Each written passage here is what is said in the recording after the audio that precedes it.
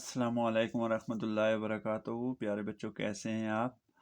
उम्मीद करता हूँ कि आप ठीक ठाक होंगे। जी, आज हम मैथ का जो 8th का पेक्टा पैटर्न है उसके मुताबिक सवालात को हल करने के लिए जा रहे हैं।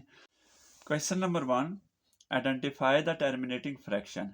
मुख्ततम कसर की निशानदेही करें।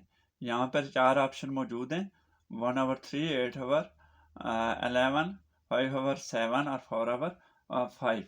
अल्टरनेटिंग फ्रैक्शन या मुख्ततम कसर को समझने के लिए सबसे पहले आपने उसकी डेफिनेशन को देखना है। यानी टर्मिनेटिंग फ्रैक्शन क्या होती है?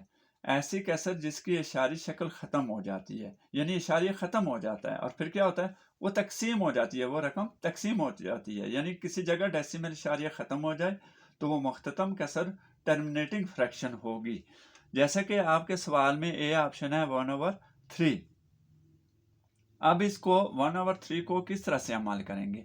1 को आपने हमेशा तकसीम के अंदर लगाना है, जो ऊपर वाला अदद होगा उसको तकसीम के अंदर लेके जाना है और 3 को बाहर लगाना है। फिर आप 1 पे क्या करेंगे? 1 पे टेबल नहीं जाता तो इशारिया का निज़ाम है, इशारिया डालेंगे, फिर 0 डालेंगे, इशारिया ऊपर डालेंगे, 0 नीचे 1 के साथ। तो 3 का टेबल 10 पे लेके जाएंगे, 3 3 आर 9, फिर नहीं जाएगा। फिर क्या होगा? फिर आपने आगे इसी तरह से बढ़ते जाना है, लेकिन फिर ये तकसीम नहीं हो सकता। तो ये क्या है? नॉन टर्मिनेटिंग फ्रैक्शन है। लेकिन इसी की निस्बत आप अगर डी ऑप्शन पे जाएं, 4/5, 4 को जब आप अंदर रखेंगे, तकसीम के अंदर रखेंगे और 5 को तकसीम से बाहर, तो 4 के साथ जब आप 0 लगाएंगे, ऊपर पॉइंट लगाएंगे, तो 5 का टेबल 40 पे चला जाएगा। तो ये कौन सी फ्रैक्शन होगी? ये टर्मिनेटिंग फ्रैक्शन होगी। तो उम्मीद करता हूँ कि ये बात आप समझ गए होंगे कि टर्मिनेटिंग फ्रैक्शन जो है उसको हल करने का तरीकाकार क्या है। Question number 2, which of the following is an irrational number? द झैल में से कौन सा अदद गैर नातक है? 4 ऑप्शन दिए हुए हैं। वही बात कि आपने इरेशनल नंबर की डेफिनेशन सबसे पहले देखनी है। 2 नंबर होते हैं, एक रेशनल नंबर और एक इरेशनल नंबर। क्योंकि हमारा टॉपिक जो अभी यहाँ पे सवाल है वो इरेशनल नंबर है, तो हम इरेशनल नंबर या गैर नातक अदाद की डेफिनेशन को देखते हैं कि इसकी डेफिनेशन क्या है।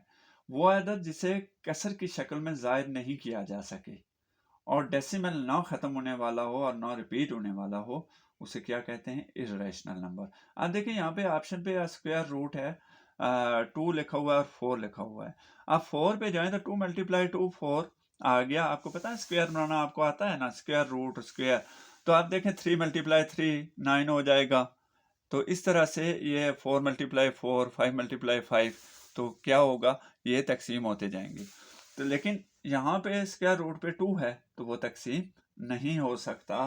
तो हम क्या कहेंगे? इसका जवाब क्या है? स्क्वायर रूट, जो बी ऑप्शन है 2 वाला, वो आपका जो है वो इसका आंसर होगा। Question number 3, the absolute value of -4 is. -4 की मतलब कीमत है।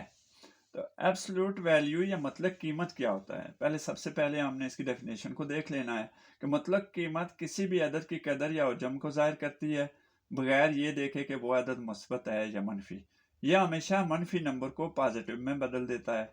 बहुत इंपॉर्टेंट बात है ये हमेशा मनफी नंबर हो, अगर -7 लगा हो तो वो किस में बदल देता है? पॉजिटिव में। और अगर पॉजिटिव नंबर हो तो वो जैसा है वैसा रहता है। अब देखें, बहुत आसान हो गया आपके लिए कि देखें ऊपर माइनस है, ठीक है। अब ये क्या है? ये मनफी नंबर है तो ये पॉजिटिव में आ जाएगा, ठीक है। मनफी नंबर को किस में तब्दील कर देंगे? पॉजिटिव में। तो इसका जवाब क्या आएगा?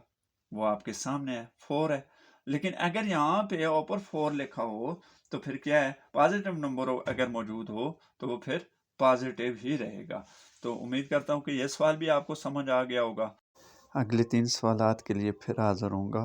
तब तक के लिए अल्लाह हाफ़िज़।